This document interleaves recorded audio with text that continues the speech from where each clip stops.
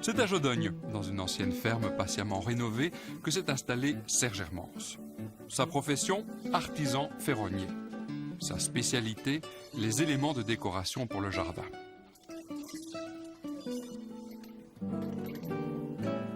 Dans l'atelier, on est surpris par la facilité avec laquelle l'acier est travaillé.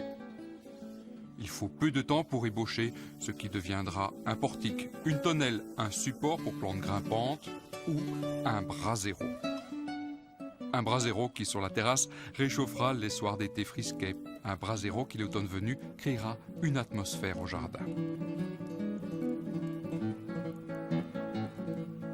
Serge construit beaucoup de tonnelles. Il jongle avec les facettes des modèles créés jadis par les ferronniers français ou italiens pour proposer un large choix de création.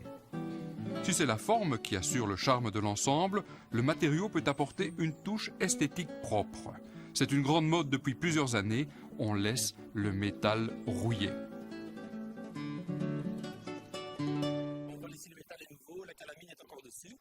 Donc pour activer la rouille, ce qu'on peut faire, c'est appliquer soit à la brosse ou en pulvérisant donc un acide. Et avec le temps et la pluie, on peut avoir une rouille en quelques jours. La plus belle rouille est celle qui se forme naturellement. Ensuite, pour obtenir un aspect patiné, cette rouille peut être stabilisée. Si on peut appliquer un anti-rouille incolore dessus pour les protéger quelques années, et l'entretien est très facile. Si la rouille revient, on applique à nouveau cet anti-rouille incolore pour lui redonner une protection à nouveau pour quelques années. Si on ne fixe pas la rouille, elle continue à s'attaquer au métal, le rongeant progressivement en profondeur. Ne risque-t-on pas de détruire à terme la tonnelle? Oui, bien sûr, mais l'épaisseur du métal assure une durée de vie d'au moins 20 ou 30 ans.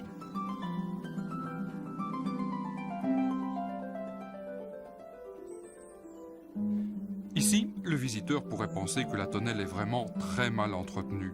La peinture s'écaille et la rouille s'installe. Mais cet état est volontaire. Voici une autre tendance décorative. Il nous arrive de peindre nos structures et avec une couleur simple, sans anti-rouille, et puis de la laisser rouiller dans le jardin pour lui donner un aspect plus antique. La rouille, libre ou contrôlée, est en fait la solution de facilité par rapport à un travail d'entretien fastidieux. Une structure peinte doit être poncée et repeinte régulièrement, à moins d'opter dès la construction pour une protection de fond. Il faut alors faire sabler le matériel, le faire métalliser ou le faire galvaniser, et puis là-dessus appliquer une couleur, donc ça peut parfois donner le prix de la structure. Une tonnelle en métal est-elle chère? Pour un modèle de 3 mètres sur 3, il faut un budget de 1 500 €.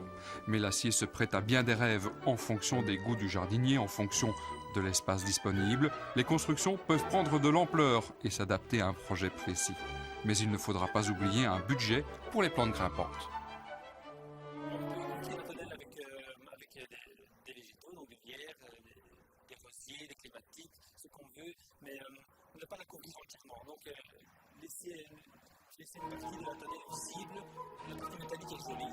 Donc les volutes, s'il y en a, c'est bien d'en laisser, qu'on puisse les voir.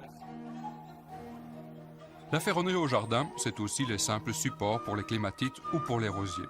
Ils ont l'avantage de passer beaucoup plus inaperçus que des constructions en bois où les montants doivent être plus larges pour offrir une résistance équivalente.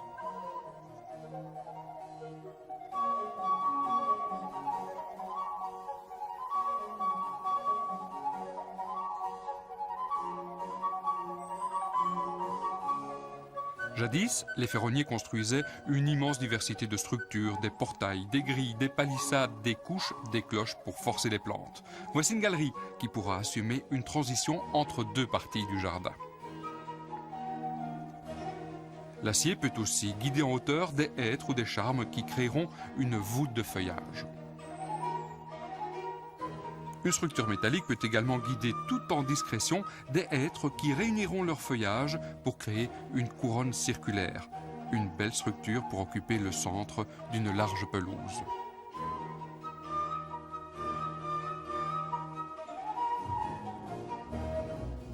Jadis, dans les jardins, c'est en ferronnerie que les ponts étaient construits. Ceux de belle taille recevaient souvent une glycine.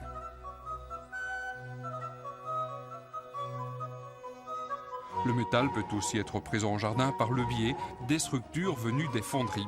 Les grands classiques, les abreuvoirs pour les oiseaux, les fontaines et les vasques.